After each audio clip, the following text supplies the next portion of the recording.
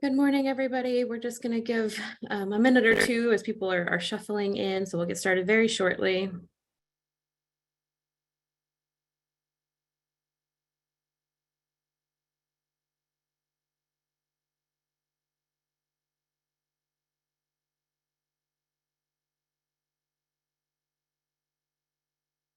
If you're just joining us, we're just waiting for folks to shuffle in. It takes a minute or so on Zoom here, so we'll get started in just a minute. Want to make sure we get as many folks as possible in the room.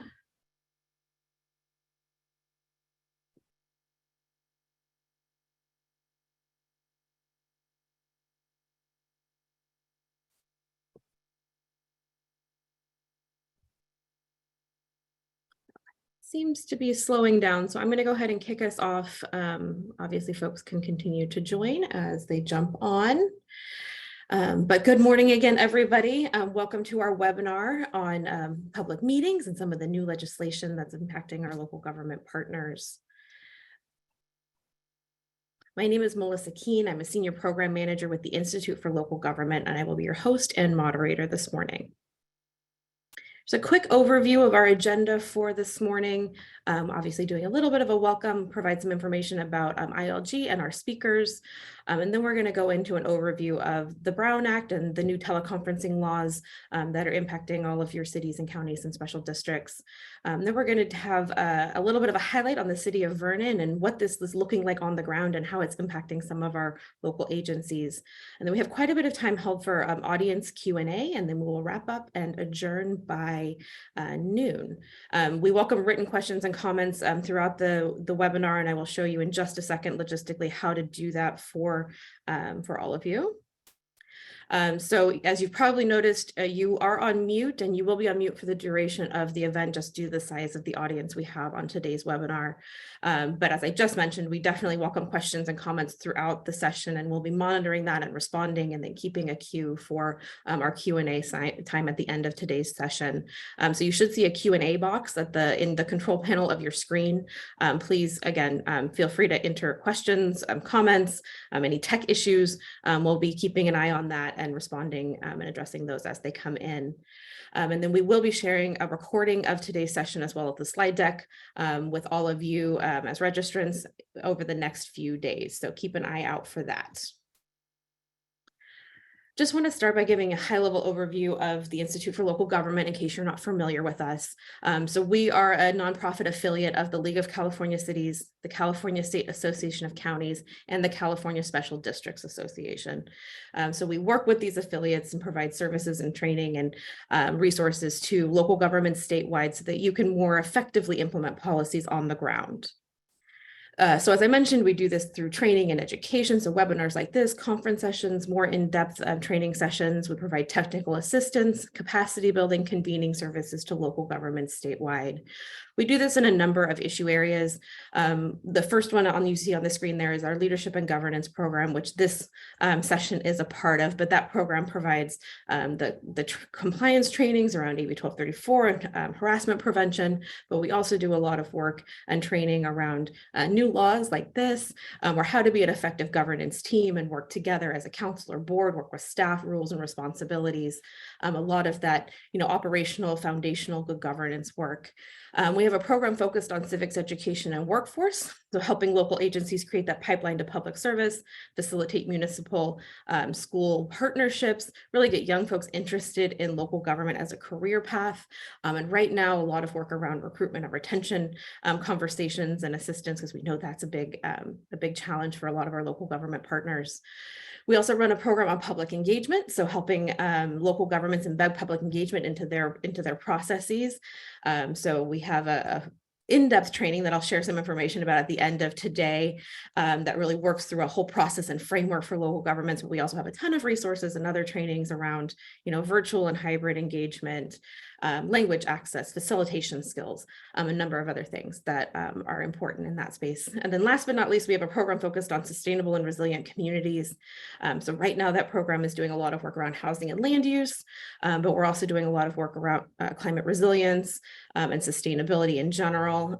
Our Beacon Awards are open right now for folks that are doing implementing programs and policies to reduce greenhouse gas emissions, save energy, implement best practices, and things in that space. So if you're not familiar with us or don't know the breadth of our services, a lot of this is free. Please check out our website and connect with us on any of these topics that might be of interest to you in your jurisdiction.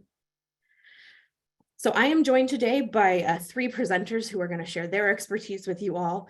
We're joined by Ruben Duran and Tori Hester from ILG partner Best and Krieger, and they're going to give an overview of all of the laws impacting this space.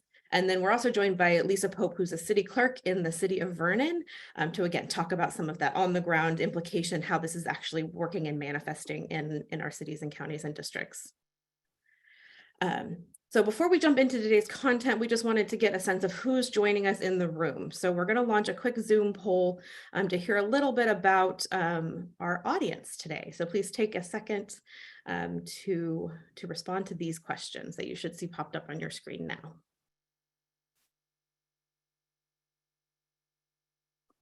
So just trying to get a sense if you're with a city or county or special district or maybe another type of agency, and then what is your role in that agency? Are you a clerk? Are you an attorney, an elected official, other staff member, maybe a consultant?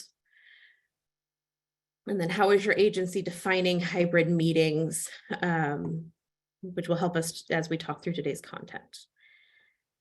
And then lastly, we're just curious how your agency is currently holding your public meetings.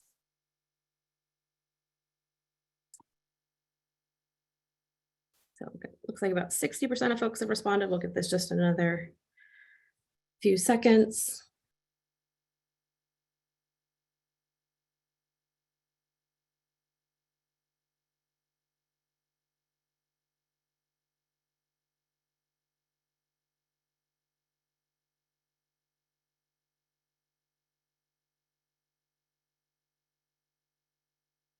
All right, right about 90%. Taylor, we can probably close this. Can you go ahead and, perfect.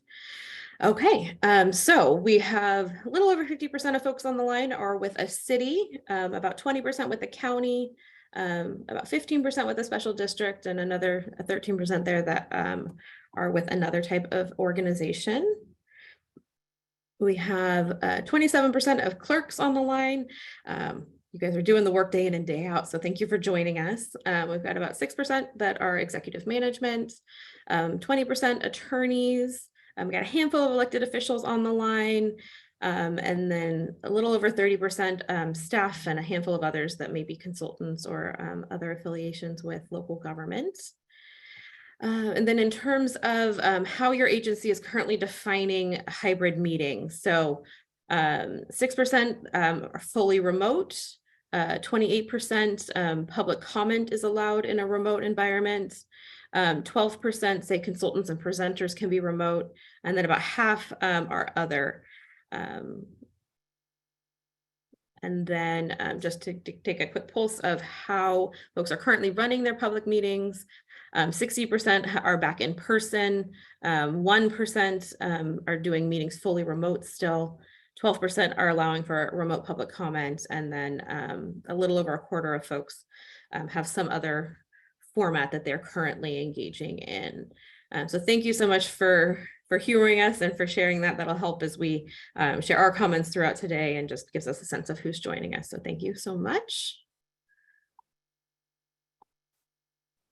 Okay, so with that, I'm going to go ahead and turn it over to Ruben and Tori to kick us off and give us a framework around the Brown Act and other open meeting laws. Thanks, Melissa. Good morning, everyone. Thank you for joining us. It's good to see such a diverse group of public servants and others on the call. My name is Ruben Duran. I'm a partner at Best and Krieger. I serve as a city attorney of Ontario and Fontana. I also do general counsel work for a couple of California special districts, including the Oxnard Harbor District. They own and operate the Port of Hueneme in Ventura County.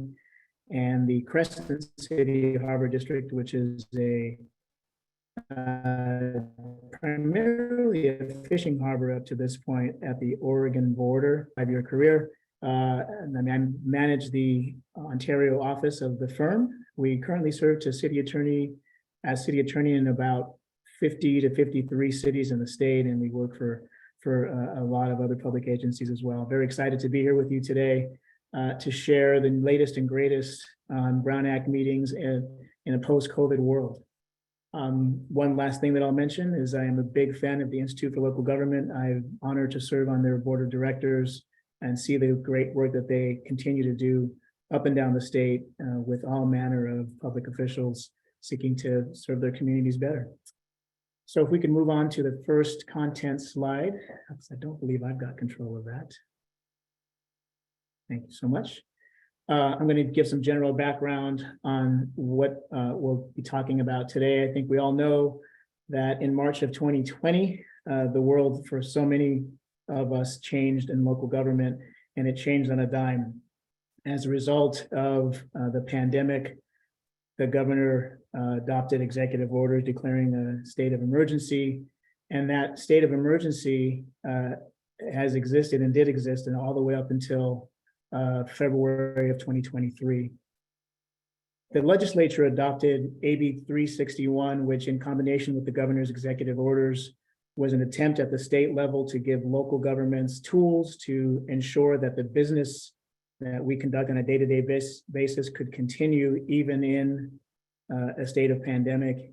And of course, we all know and are comfortable with now, I hope, doing that business in a remote environment with new tools, at least at that time, new to many of us, tools involving the use of video conference capabilities, the use of chat functions while you're conducting a meeting.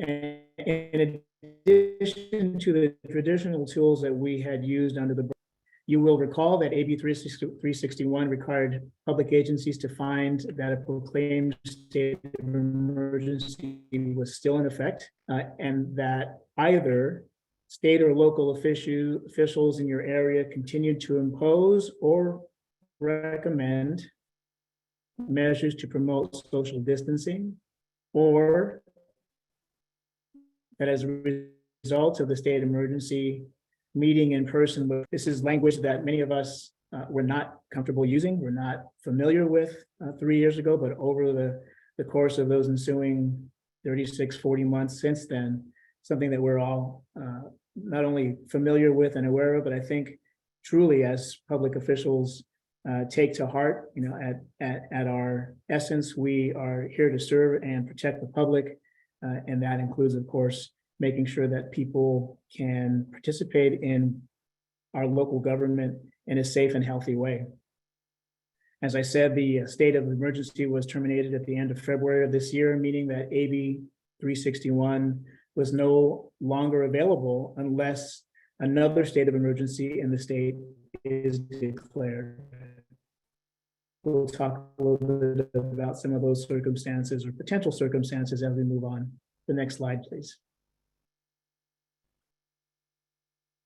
So recall that under the Brown Act up until March of 2020 and still today, we could use what were known as the teleconferencing rules. The purpose of the Brown Act, as we all know, is to ensure that the public has advance notice of actions and votes that the local agency, the local government is intending to take, and that in addition to that notice, that the public be given an opportunity to observe and participate in a limited way in the local government's activities and actions. The shorthand that we like to use is public comment, and that's certainly a very important piece of what the Brown Act means for a lot of people today. But really, it's notice and an opportunity to attend, to observe, and to participate appropriately. Most of that happened in person up until 2020, but there were times when it didn't always happen in person. The Brown Act does allow members of the legislative body to participate in a meeting remotely using teleconferencing capabilities. That traditionally meant calling on the phone, but also being available at a place open to the public. That could be in another government office building. It could be in just a private office building. Could have been at a hotel. Could have been at a conference that you were attending as a local government official. The important thing was that the agenda notice that went out for that meeting included the physical address and location where the remote attendee would be participating from, that the agenda, of course, be posted at that location, and that members of the public have an opportunity to sit there, stand there, observe the local government official attending telephonically, and that they be allowed to offer public comment from that remote location at the appropriate time in the agenda. We call that now the pre-pandemic rule. As Tori will explain to us a little later, in the post-pandemic world, as a result of the new statute that the legislature passed called AB 2449, there are other potential options for remote participation or teleconference participation. We will refer to them generally as the just cause or the emergency circumstances rule under AB 2449. Just a reminder that you can find these rules for the attorneys on the call and for others who just love to look at and read statutes under Government Code Section 54953.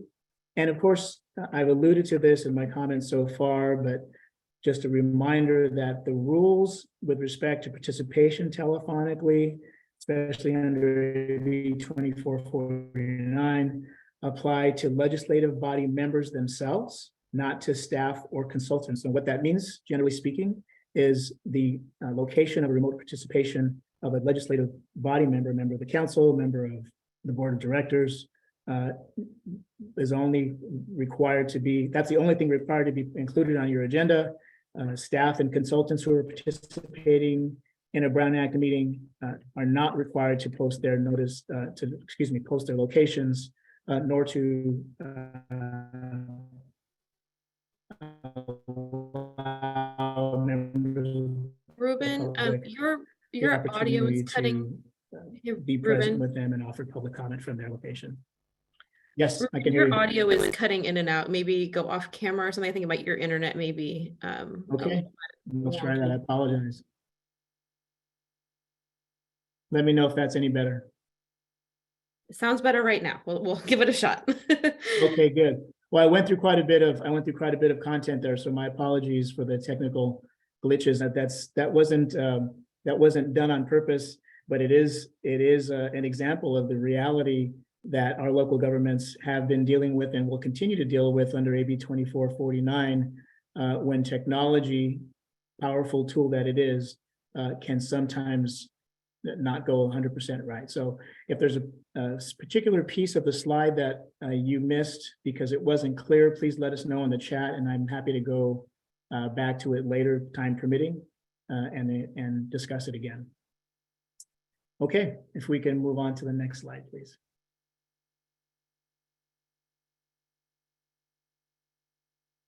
Thank you. Got to put my glasses on for this one. The font is little. Tori, I've lost track of the numbers. I apologize. Is this still me or is this you? This is still me. I was thinking this is you, but I think you also did cover a lot of this on the last slide. But if you want to wrap this up and then I'll take over on the next one. Right on. I will do that. So the thing that I did not mention in the previous discussion with respect to the requirements to participate remotely are that any vote taken by the legislative body must be done with the use of a roll call vote. And I have to say that in my practice, generally speaking, that is not necessarily a big hurdle to surpass. Folks were used to taking roll call votes when they were participating remotely. I do, however, serve as legal counsel to a couple of bodies that are dozens of elected officials. And if any of you have ever been involved with the Southern California Association of Governments, where I serve as board counsel, you will know and recognize that those meetings very often contain 50, 60 voting members. And so we do try to be efficient with our use of roll call votes, doing things like combining a consent calendar vote with an item that is not necessarily controversial to only have one roll call vote. Anyway, again, another example of the ways in which the legislature is trying to give local government leaders and officials tools to operate efficiently and effectively, balancing the needs of the agency to do its business with the right of the public to participate and attend. Again, under the classic rule, there was no requirement to have video capability or video participation. If you had that capability and wanted to use it, of course, you could, certainly depending on the preferences of your jurisdiction and your public, or folks are used to seeing people on video.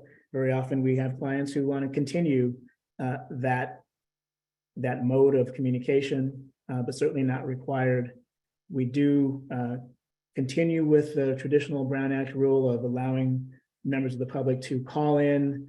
And this is a new term of art that was ushered in with AB 361, and that is to call in and participate in real time. In other words, if you are interested in a specific agenda item and sharing your views during public comment, you have to be able to do so.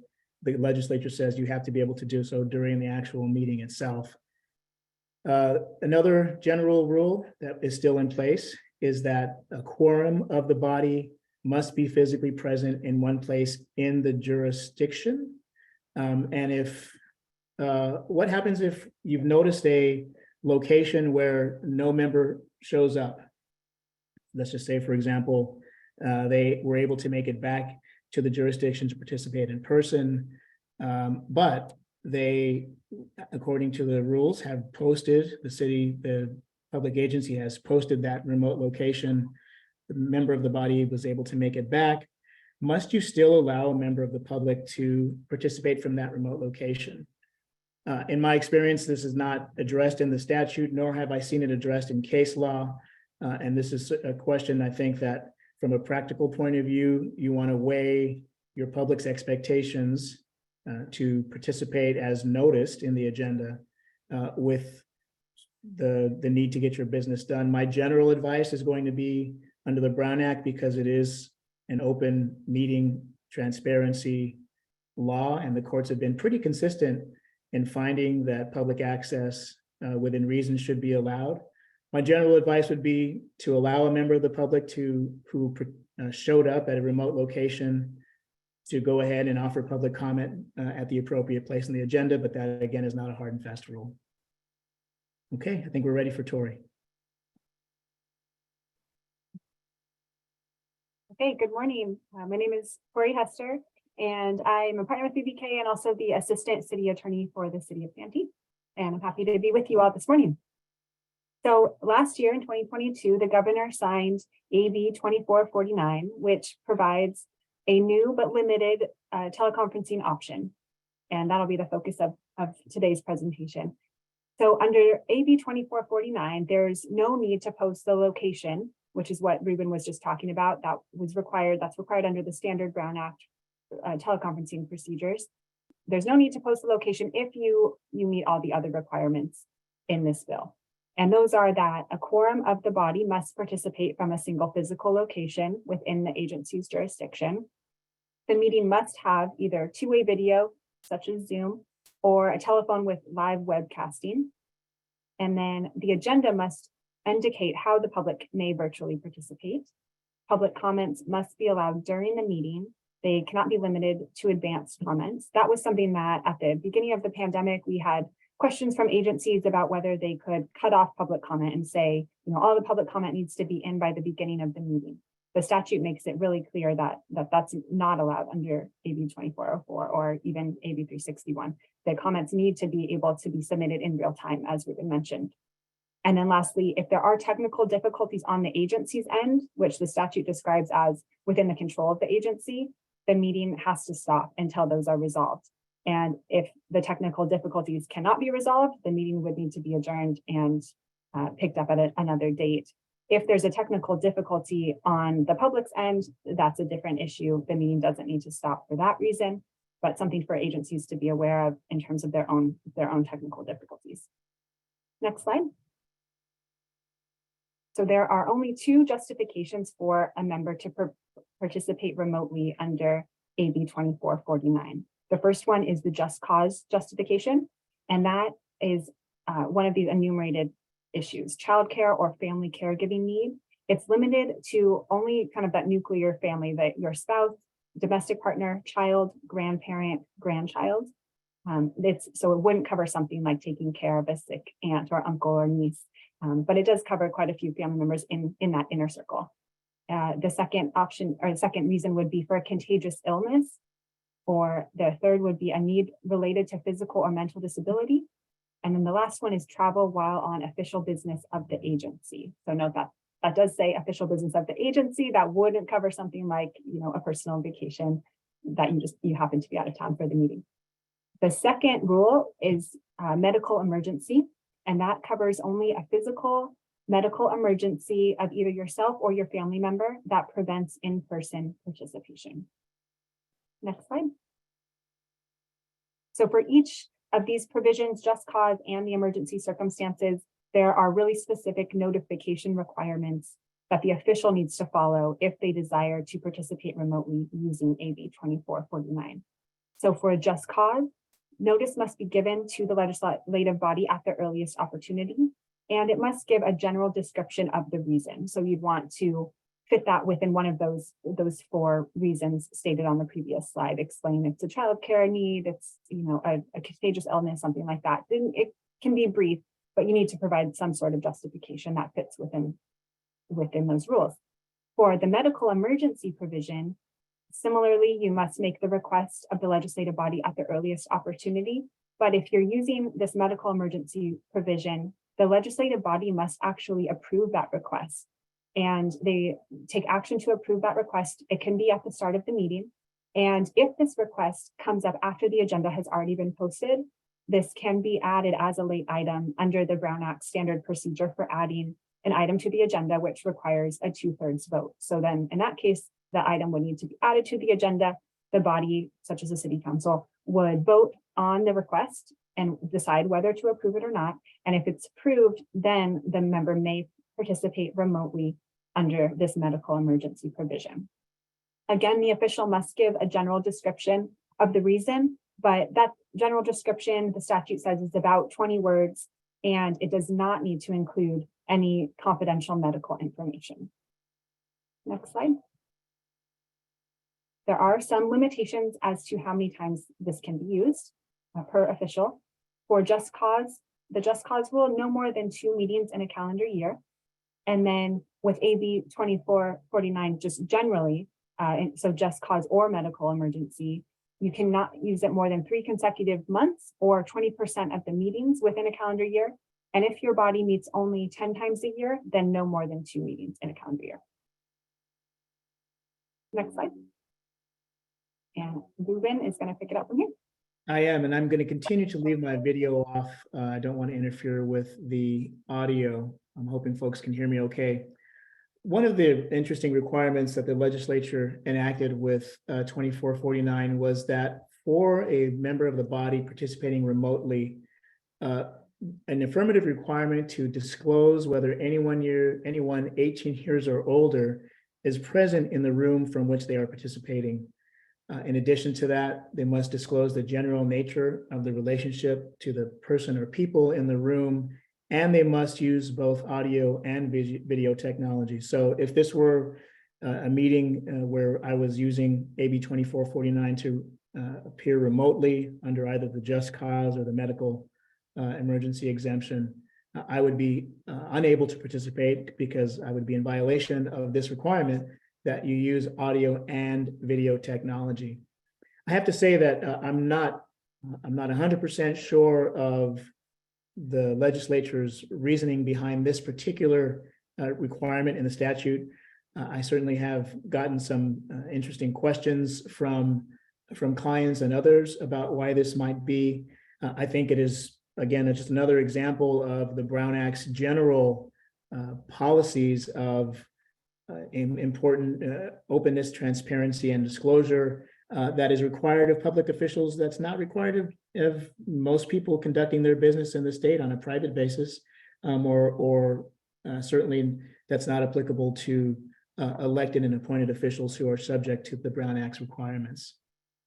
I will also note that some agencies in the state have taken AB 2449 and its requirements and adopted their own policies in compliance with those requirements, but to make it clear the manners in which that local agency will employ AB 2449 specific to their own agencies, and of course within the confines of that particular law. If I could have the next slide, please. So to sum this up, we've seen that 2449 provides a limited basis for folks to participate virtually if we've got a reason that qualifies under either of the exemptions that Tori discussed, and you have the ability to appear on video, and of course, where it's required that the legislative body approve that participation. The legislative body must have the ability to provide the audio and visual technology, and again, to enable the public to participate virtually and remotely in real time. Could I have the next one, please? So practically speaking, what do we do from here on out? I've just mentioned that some agencies have adopted their own policy to implement 2449 so that there is less confusion and everyone's working off of the same facts and knowledge base. So we would respectfully recommend that you have a conversation at your agency about whether to adopt the policy, and to speak with your legal counsel if you decide to do so, to ensure that the policy itself is compliant with the requirements of AB 2449 and the rest of the Brown Act, of course. We certainly would recommend that you consider putting language on your agenda to make clear when the virtual participation option is available, that it's provided for the convenience of the public and not necessarily required by law. And we're going to talk a little bit here about other best practices and recommendations. And there's no specific bullet points under this one, because as we were preparing for the presentation, we acknowledged and realized that this is still a very new statute. Folks up and down the state are learning how to live with it. They're learning what it means. They're realizing the fact that it is not required in 100% of the circumstances. In other words, if a body chooses not to use these new laws and to rely only on the traditional pre-pandemic rules in the Brown Act, including the appropriate teleconferencing steps, then you're free to do so. But there are many places in the state where our constituents, the members of the public with whom we interact on a regular basis, have become accustomed to and expect more access. They expect the ability to be able to use technology because they were able to do so for 3 years with, general ease. I know that there were some hiccups for many of us as we adjusted, and certainly there are always those situations where there's either a hot item on the agenda, or there is a particularly challenging constituent or applicant who wants to challenge our use of the rules, push the envelope as much as we can, as much as they can, rather. And of course, we're always ready to deal with those situations, to attempt to be responsive to the public, but remembering the other side of the equation here, which is, along with the openness and transparency, the Brown Act is also very clear that the legislative body must have the ability to continue its work, to do whatever actions are necessary and whatever votes are required on the agenda. The public's business must go on, and there's always a balance between the public's right to participate in a meeting and the agency's need to conduct its business. In the context of 2449, some of us have already experienced a situation where a member of the legislative body may have given a location where they're participating remotely, or where they intend to participate remotely. And this would be under the traditional rules. They are actually not in that location, but at a separate location. They call in, for example, they let the clerk of the body know where they are. I have taken the position that because they are not in their posted location, they are unable to participate in the discussion of the body or any votes. They could opt to offer public comment telephonically if that is what the agency has been allowing, but they unfortunately are not able to essentially sit in the seat of an active board member if they're not in compliance with the location that's been posted. I have had members of legislative bodies that I've worked with trigger the just cause or the medical emergency scenarios under AB 2449. They have done it at the beginning of the meeting as required by the statute as discussed by Tori. And it's been a very generally smooth process, especially if the chair of the board or if I as legal counsel lay out very briefly what the requirements are, the reasons that the agency has chosen to allow it and to use it. And the board members' colleagues have been understanding and respectful of their particular situation and have voted without a problem to allow to allow that remote participation under 2449.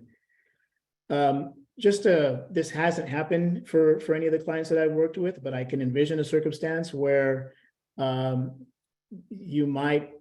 somebody may be triggering ahead of time one of the just cause or medical exemptions and participate. And I mean, let's just say, for example, they raise that there is a medical necessity for them to not go into the regular meeting room to participate from a remote location. They're ill. No, they're taking care of somebody who's ill. All well and good, of course. We take folks at their word, but understanding that we live in a very connected world and environment. People are on social media all the time. And so if there is at the same time that where you have been at a remote location using the medical exemption, there's also pictures of you on vacation, enjoying yourself, that presents some potential problems, certainly from a PR perspective or an optics perspective. And so just the best advice here and the good practice is always to be very cognizant that as a public official, folks certainly pay attention to what you're doing, where and when. Okay, we will have some opportunities for other scenarios later in the presentation. I think we're going to hand it over to Lisa. Thank you. So just to quickly summarize, next slide, please. Hi, I'm Lisa Pope, City Clerk for the City of Vernon. Been a city clerk for almost 30 years in various agencies, small and large. So my experience will be focused on Vernon's current practices, but also touch on some other jurisdictions that I've worked for. Next slide, please. So just a quick overview of the changes in laws relating to teleconference. Many of us have lived with Government Code Section 54953 teleconferencing rules, which were just outlined by the attorneys. Those were actually implemented back in 1994. We've had the COVID rules, which we've lived with for the past few years, which opened up a lot of opportunities for the public to participate. We didn't have to post where the teleconferencing was happening. We didn't need to have at least a quorum in the jurisdiction. And it really kind of opened up the opportunities for transparency and additional public participation. Now we're living under AB 2449, which, as they just explained, you can use for just cause or emergency circumstances. And I did notice a future potential bill, AB 817, which is currently in committee and postponed by committee, but it allows subsidiary bodies, so advisory bodies only, to utilize teleconferencing provisions. So I'm excited about that opportunity, because it's been hard to say, oh, anyone can watch from home or participate from their couch or while they're still at work, and then sort of cut that opportunity off. Next slide. So the city of Vernon is a little bit different. We're 5.2 square miles southeast of downtown LA. We have about 200 residents, 1,800 businesses with 55,000 people in the city during the day. So the number of residents is unlike most other jurisdictions, but it is similar. We have the same number of council members, same number of council meetings, typical issues to larger population cities. And I've worked in cities that had 13,000 residents, 85,000 residents, and now about 200 residents. So although it seems different, it is still the same. Prior to COVID, we had no video opportunities. You couldn't watch a council meeting. So COVID did bring that improvement to the city, where we utilize Zoom to allow the council members to attend the meeting and the public to view the meeting. We do have limited public participation at our meetings. Often the Chamber of Commerce is the most vocal participant in our meetings, and we have very limited residential participation, but we also have businesses that are interested in what's happening in the city. Next slide, please.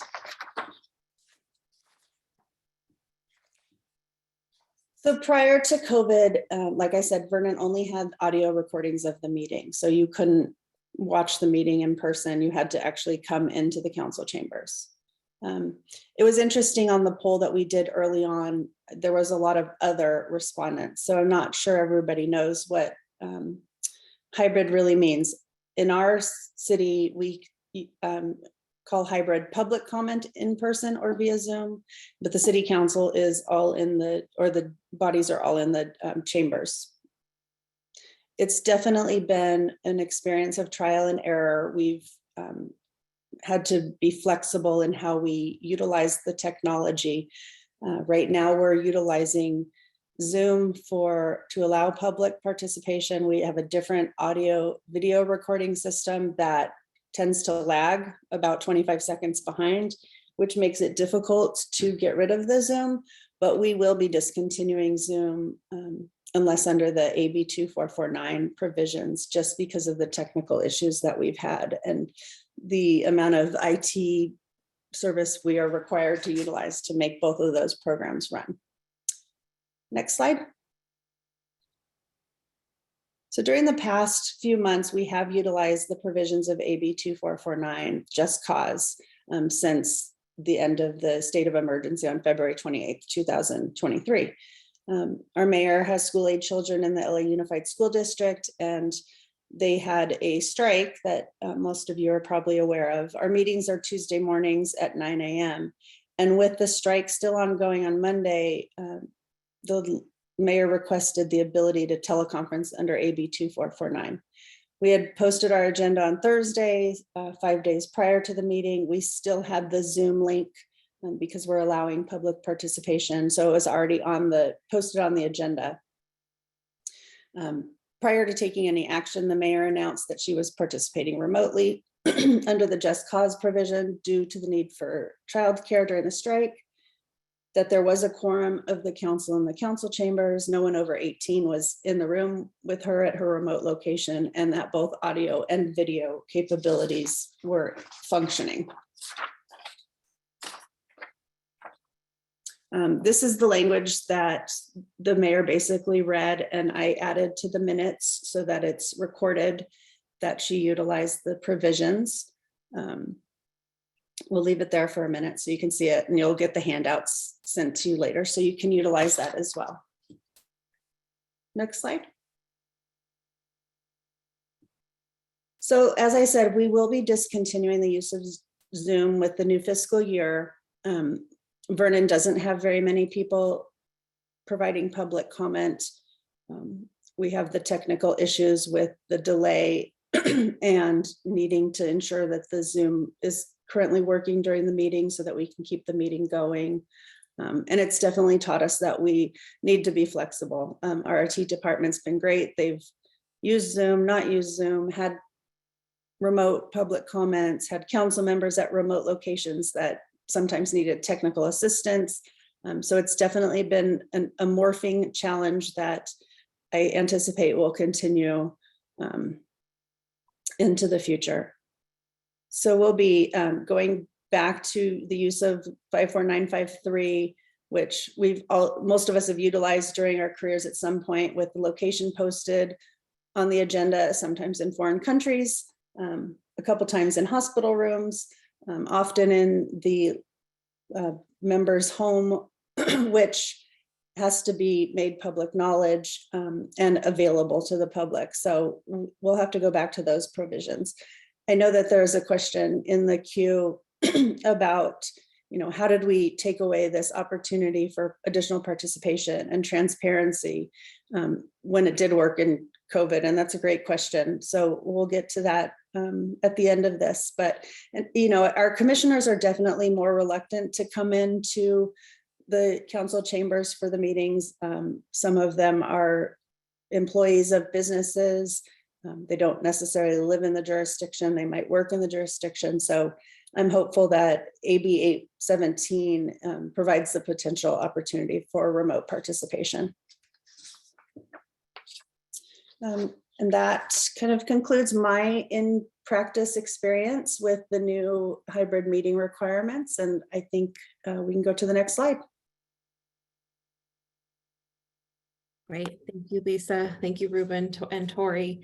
Appreciate that overview. And we do have quite a few questions already in the queue, but just a reminder to the audience, if you have a question that you haven't shared with us yet, please go ahead and drop that in the Q&A box that you should see in your control panel. And we'll get to as many of these as we can. I would invite everybody to come back on video. Ruben, we can test this again, see if it works. But Tori, Lisa, please feel free to join back with your video.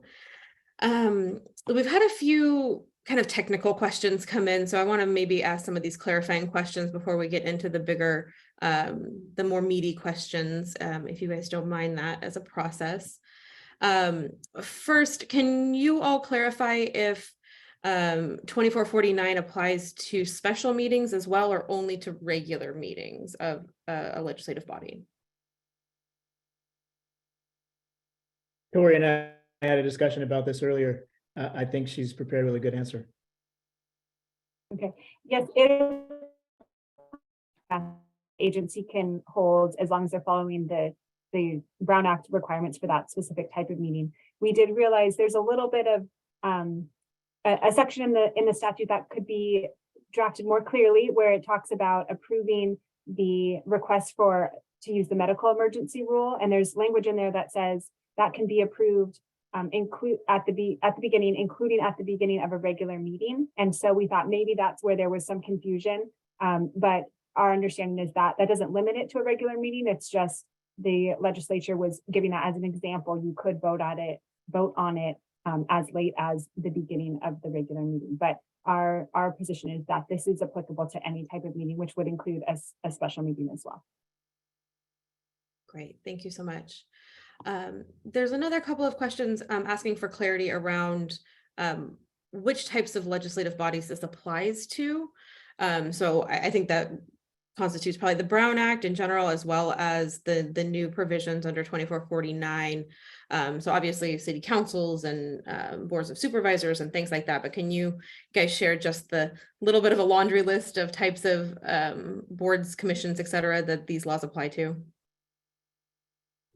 Sure. So this takes us back to our Brown Act 101, AB 1234 training that so many of us have had and done over the years. And certainly I would invite Lisa and Tori to jump in with their experience as well. But, of course, as Melissa just stated, the actual legislative bodies themselves, whether they're cities, counties, special districts, subordinate bodies of those legislative bodies. So, you know, your most common example in a city is the Planning Commission. I'm going to hit pause here to make sure that you're catching my audio and my video. Okay, good. But you know, I work with cities that have multiple subordinate bodies, whether it's a library commission or a museum commission or historical architecture. All those bodies, if they are created by the legislative body, either by ordinance or resolution or official action, are generally going to be subject to the Brown Act. Whether they're advisory or not, whether they're actually making a decision or simply recommending to the city council in this example to make a decision, their work still should be done in the open pursuant to a posted agenda. Anything I've missed, Lisa and or Tori, I'm happy to be supplemented. Complimented, maybe. So essentially, any legislative body or any body created by that legislative body would be subject to these regulations, if I'm hearing you correctly. Generally, yes. Now there are ad hoc committees or that can be set up that aren't going to be subject to the noticing requirements. Those very specific circumstances there, right? It has to consist of less than the majority of the body itself, and has to essentially have generally a narrow focus, meeting for a limited time, can't be continuing jurisdiction over a particular subject matters or area of the body. My suggestion is to always consult with your agency counsel too. They will know all of the ins and outs of your specific committees, commissions, advisory groups, et cetera, and can speak to that explicitly for your jurisdiction as well.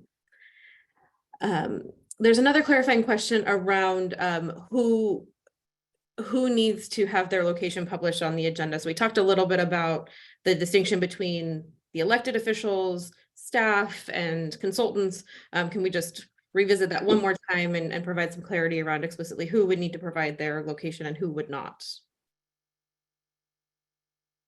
That only refers to the location of the elected official. And the only time they would need to post it is if you're using the traditional Brown Act rules.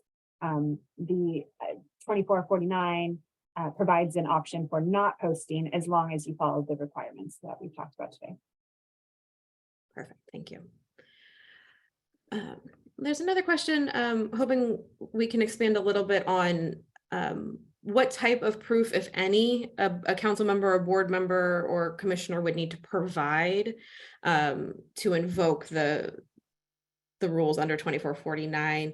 So Lisa, I think you provided a great example of what that looks like from a disclosure perspective at the meeting, but is there any documentation that an elected official or appointed official would need to provide? I'm unaware of that requirement in the statute. I think certainly it is a best practice, as Lisa pointed out, to just be very open. But we're also talking about circumstances here that it might involve medical situations, and certainly, again, this is I think the legislature's attempt to balance privacy interests and concerns with public service. Certainly not a perfect formulation in the statute. I'm unaware of anybody being challenged on their attempt to trigger either the emergency provision or the just cause provision. And remember, by the way, that under the teleconferencing rules, there is no requirement to say why you're going to be remote. Sure, it's pretty common to use it when you're at a conference or when you're sometimes even when you're on vacation. There's just a very important issue that's come up in your community, and you have a desire to represent your constituents. So happy to hear others' thoughts. I agree that there's no need for proof of why you're not at the meeting. See Tori nod her head as well. Perfect. A related question that's come in, is how is that notification made to the rest of that legislative body? So Lisa, maybe you can share in your example with your mayor recently, how that information was shared with the rest of the legislative body. And then Ruben, Tori, if you have other processes that you've seen. Like I said, our council meetings are at 9 in the morning, so it's a little bit difficult finding out that the strike was still ongoing and we were going to have a meeting. So we kind of just told everybody when they got there that the mayor will be remote and utilizing the provisions of AB 2449 and why, and that she would do the appropriate announcement prior to any action being taken. We had an issue yesterday morning where one of the council members was not feeling well, and there's a contagious illness provision in AB 2449. And so there was a last minute scramble to potentially utilize that, but we didn't. And the council member ended up coming in with a mask on and not contaminating any other council members. Ruben or Tori, have you seen any other processes being used to notify fellow members of the legislative body or staff?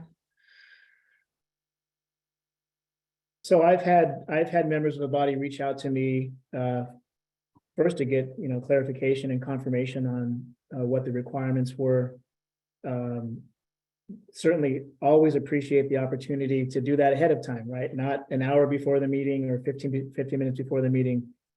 Obviously, we all understand that life happens and people do the best they can, always try to be accommodating. But the more time your local agency council has to answer the question, with due consideration, maybe conduct some research if it's necessary, certainly the better, selfishly speaking. But also the better, I think, for the staff at the agency and for your colleagues on the board. I'm speaking specifically here to those electeds. Because when that board member called me several days in advance of the meeting, actually a couple of days in advance of the meeting after the posting of the agenda, it allowed for me to give him advice, for him to make a sort of rational, calm decision on what he wanted to do, and then for me to reach out to the chair of the board and inform them of what was coming down the pipeline, so the folks weren't surprised that, and I mentioned, I think earlier in my comments, that it was a very smooth process for him to participate under the requirements of 2449. So if I'm hearing you all correctly, there is no explicit process required. It's, give as much notice as you can, and then that information will be shared with the rest of the body as staff has it and is able, essentially. Yeah, I think that Ruben, in one of the first slides, made a good point that perhaps we should adopt a procedure on how and when we utilize this, so we would know how that notification would be provided. And I was just going to add that you're right, Melissa. The statute doesn't have any specific notice format requirements in there. It just says that they need to notify the legislative body at the earliest possible opportunity, which is what Ruben's talking about. So there does seem to be some flexibility in there for determining what would work best for the agency and the official, as long as you're following all the rules. Perfect, thank you. Another kind of tracking question. Is there any best practice or thoughts on who's responsible to make sure that an elected official doesn't violate any of these rules in terms of utilizing the provisions too many times? Is there any set process?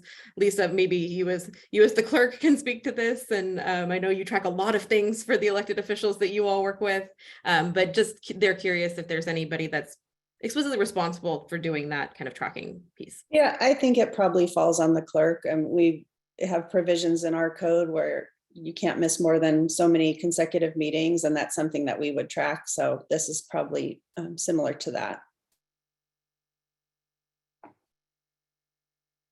Ruben or Tori, any other thoughts on that?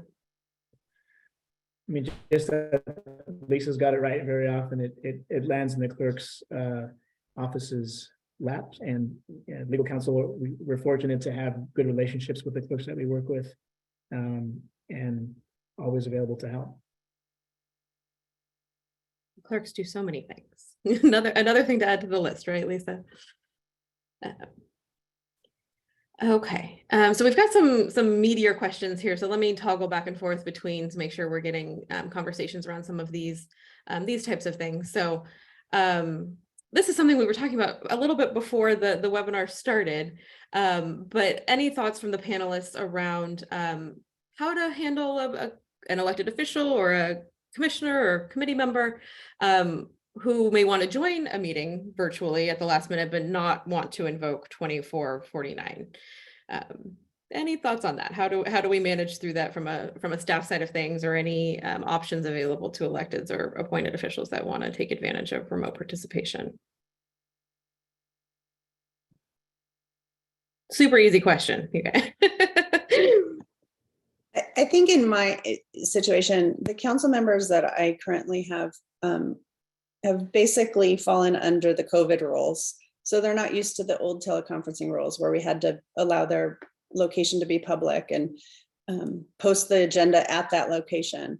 You know, I was saying yesterday, if you're not feeling well, you should probably just rest, and maybe you don't need to, at the last minute, use some of the opportunities that you have. If they just want to participate remotely and not utilize the just cause or the medical emergency, they can watch, but they can't necessarily participate. Ruben, that sounds in line with what you were sharing earlier around. Exactly. It's, you know, again, it's always, I feel like as local government servants, we're always balancing many interests, right? And we want to keep our elected officials active and engaged and participating wherever they can. But the rules are the rules. And, you know, it's Tori's and my job and your legal counsel's job to clearly let folks know what the rules are and to make sure that you don't violate them, because that just becomes sort of an unforced error. It's never fun when there's a newspaper article or a blog post or a tweet about an alleged Brown Act violation. And I try to respectfully remind the elected officials that I work with that we're trying to protect the agency as a whole. Certainly, we don't want to, we want to allow them to observe and maybe participate during public telephonically. And again, that can vary from jurisdiction to jurisdiction, right? So we're just doing our best with what we've got when we can. Great, thank you for those thoughts. Another more technical question. So we talked about the need to disclose others that are present in the room if you are invoking the protocols under 2449. Does that just have to happen at the beginning of the meeting during, you know, the roll call, or does that have to happen prior to each action being taken, or any clarity on that? Sure. The statute specifically says it needs to happen at the meeting, but before any action is taken. So they would need to do it at the meeting, at the beginning of the meeting, but only do it once. You wouldn't need to do it after or before each action, is at least how I will read that. Assuming, I guess, too, that status doesn't change. I guess if you had someone walk in the room, you know, you need to make that announcement, but assuming that it stays the same who's in the room with you, then I would say you just need to do it once at the beginning. And this is, if I could just add to that, this is one of those areas where if you're going to adopt a policy for the implementation of AB 2449, it's a great idea to, you know, settle on what is your preferred approach with some flexibility, of course, as Tori mentioned. Sometimes folks are going to walk into the room, but if there's a written policy that lets people know up front, if you're participating remotely and someone's with you in the room at the beginning of the meeting, please state it on the record. That way it gets into the minutes. That's way there's no questions. That way, if there are questions, they can be addressed upfront and immediately. So I would just recommend some consistency there with a little bit of flexibility in case circumstances change with people coming in and out of the room.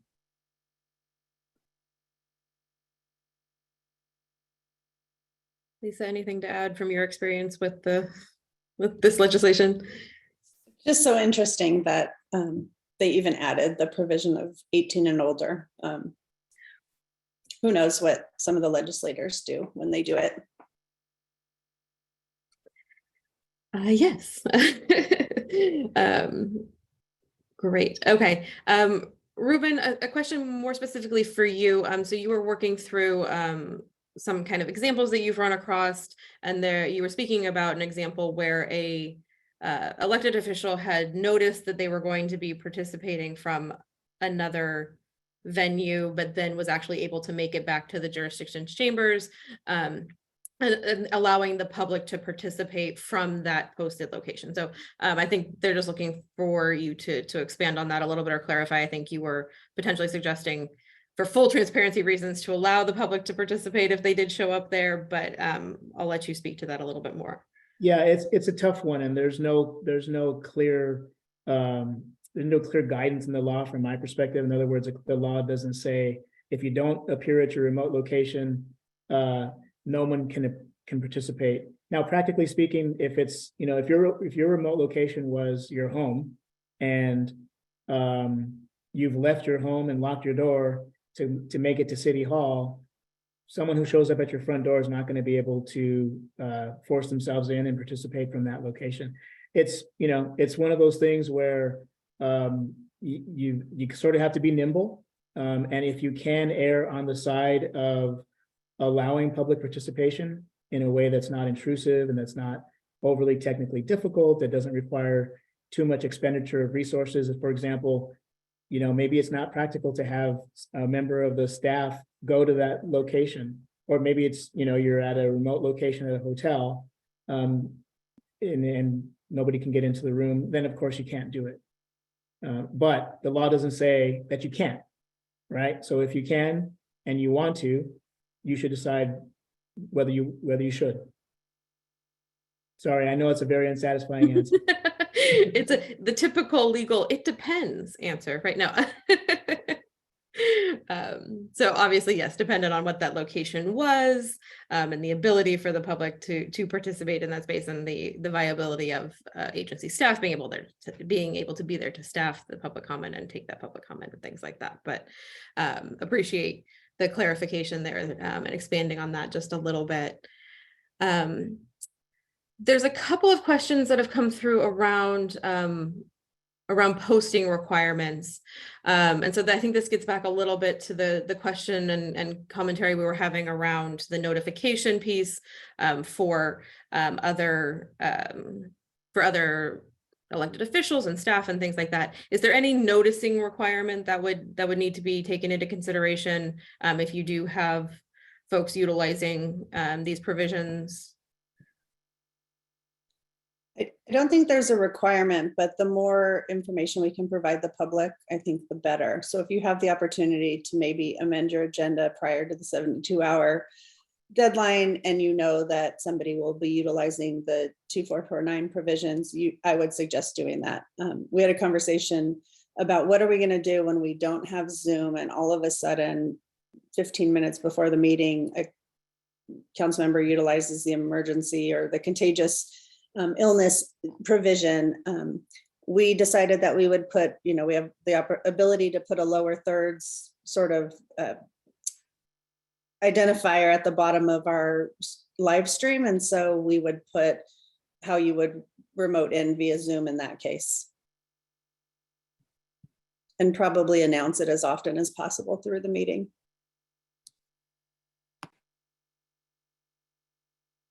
Always a good rule to repeat, right? How you're taking public comment, how the public can participate, all of the options available to them, right? Okay, so it's come up a couple of times already, and there's some questions around this. So I do want to spend a little bit of time, if we can, talking through the kind of inclusivity, transparency component of the remote participation. So at least I know you guys are making that transition to fully in person, as we've talked about. I think that is being seen in jurisdictions in other parts of the state as well. But it does create this question of, what about people that really enjoyed participating virtually, or it was easier because of, transportation limitations or other family obligations. Anything, Ruben, Tori, you guys are hearing from your clients on how they're addressing this, trying to maintain that accessibility for the public, or just any thoughts on how folks can navigate that balance as we've been talking about? I'll start, but I certainly do want to hear Tori and Lisa's thoughts. My experience is that it varies from client to client and their community. Each public agency community expects certain things. I can tell you that I'm aware of many jurisdictions where the sooner they got back to in-person meetings that were more like the pre-COVID world, the happier everyone was. And certainly, of course, those are the people who were coming to the meetings, but the attendance at the meetings actually went up for some of these clients. And people really were craving that face-to-face democracy in action piece of what it is that we do. And I think, and again, it's going to vary by jurisdiction and by agency, but there are some places where there's no substitute for the handshaking and or the fist bumping in this new climate, and being able to address your government in person with all the passion that you want, and every look and every feeling and every sound. It just depends.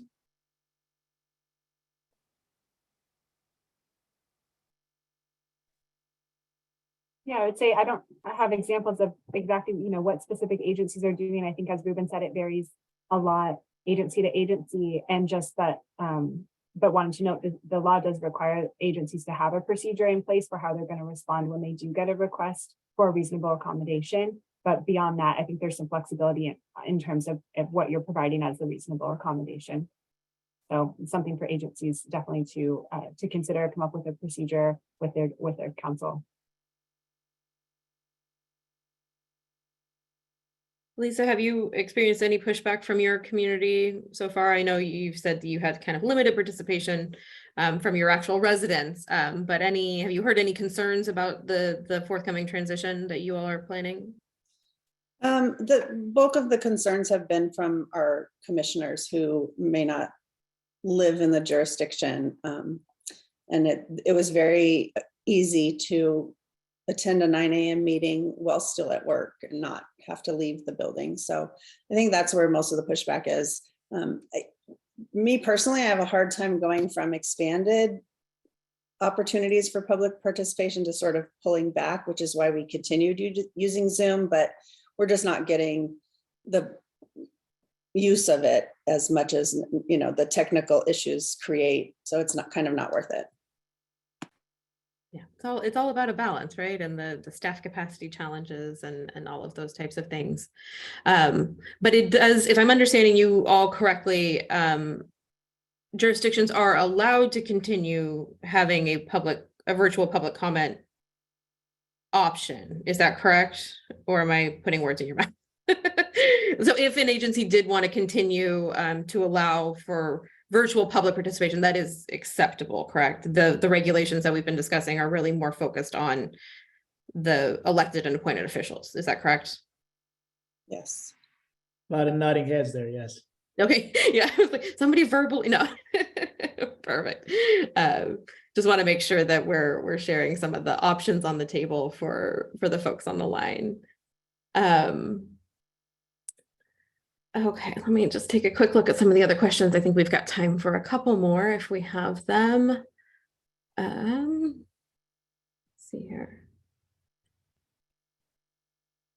So this question, I think this is going to be more related to advisory bodies, not necessarily legislative bodies.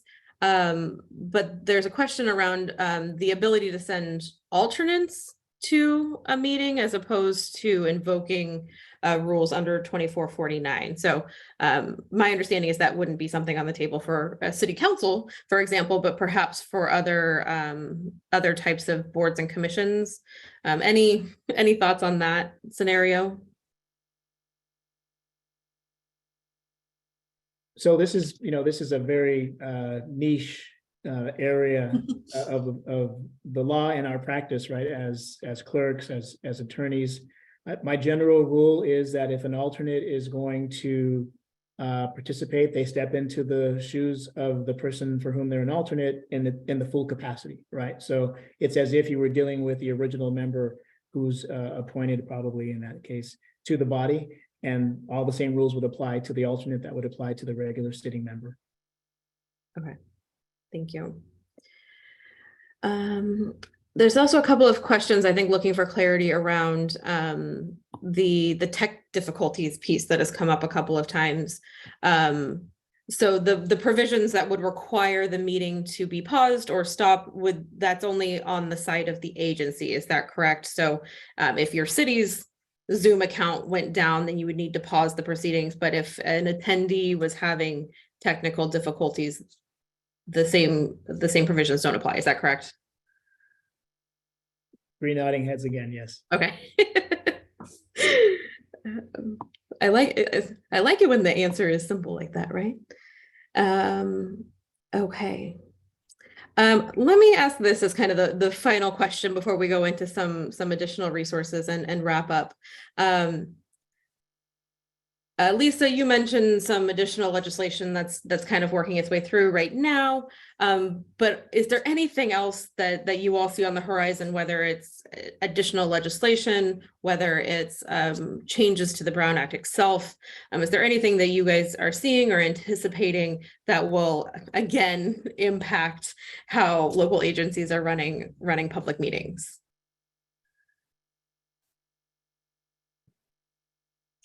I haven't seen anything.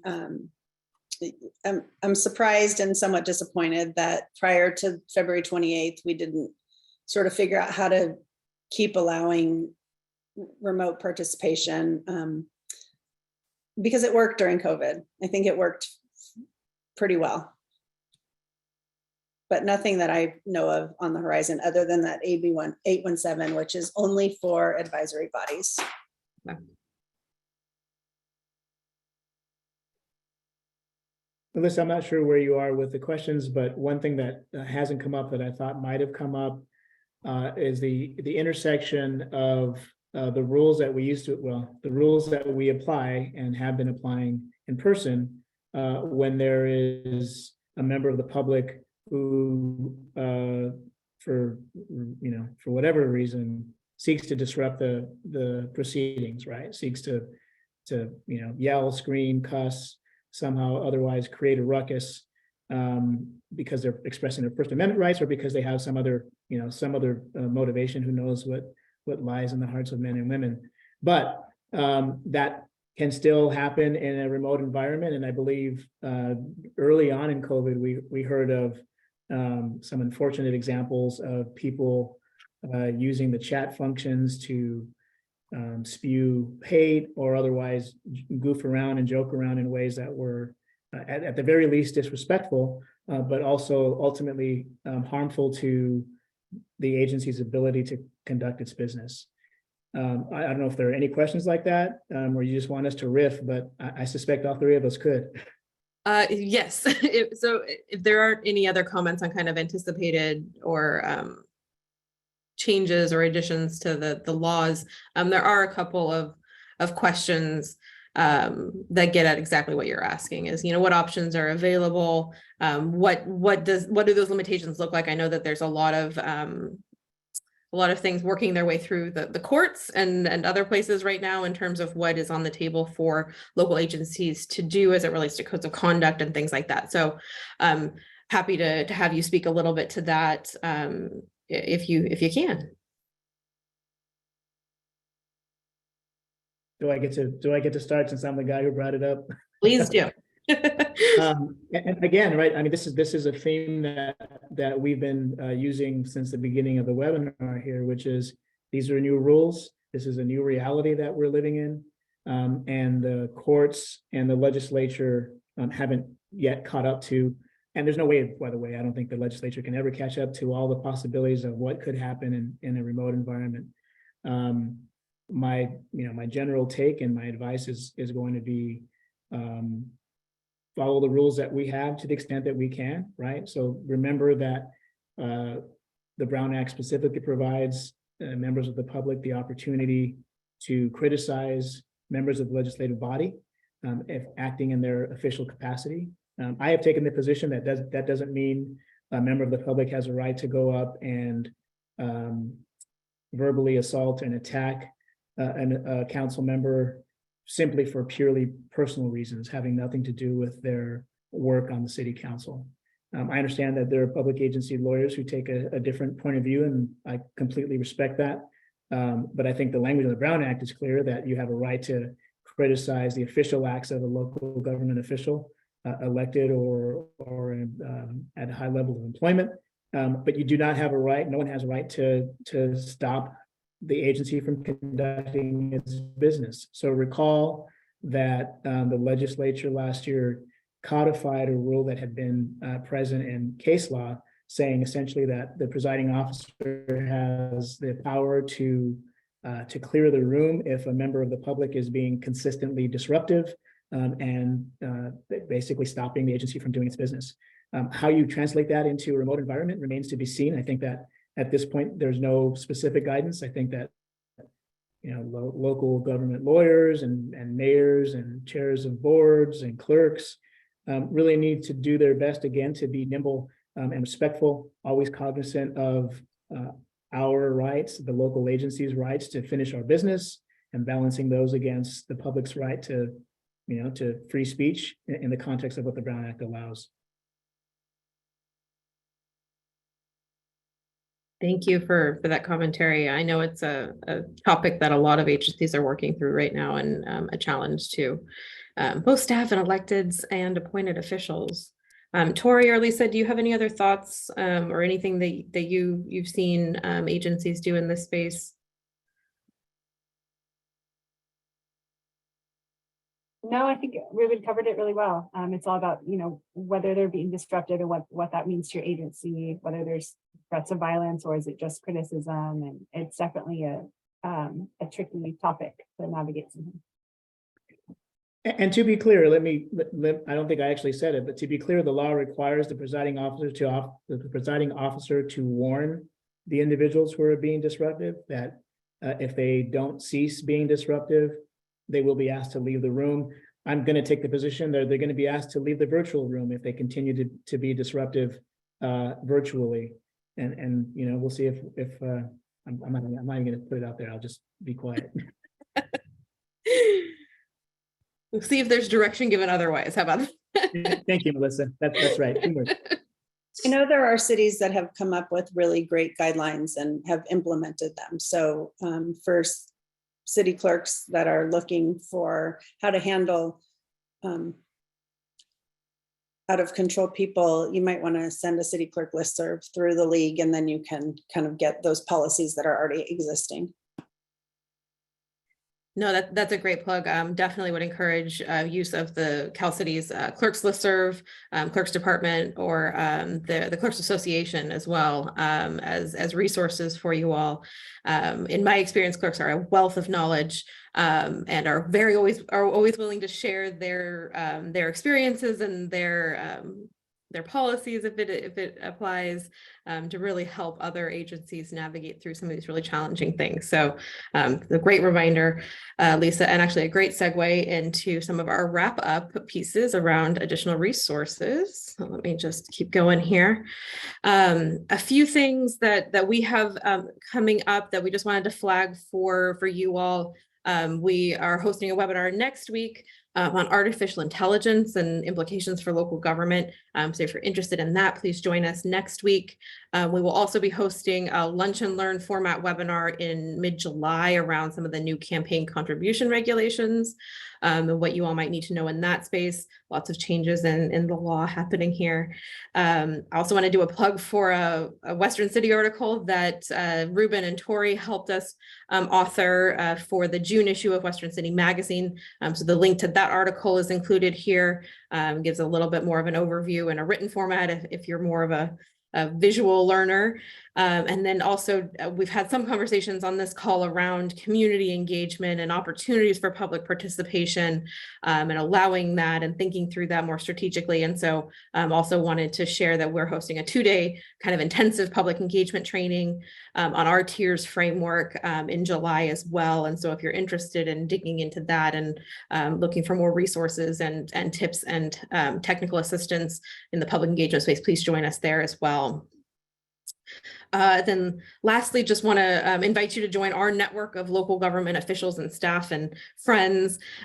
These are our social media channels, signing up for our newsletter. The link is there as well, just so you can keep in touch with us and keep on top of all of the webinars, trainings, resources that we're putting out. Final reminder that we have been recording this session and we will be posting that and sharing that along with the materials with all of you on the line in the next few days. So stay tuned for that.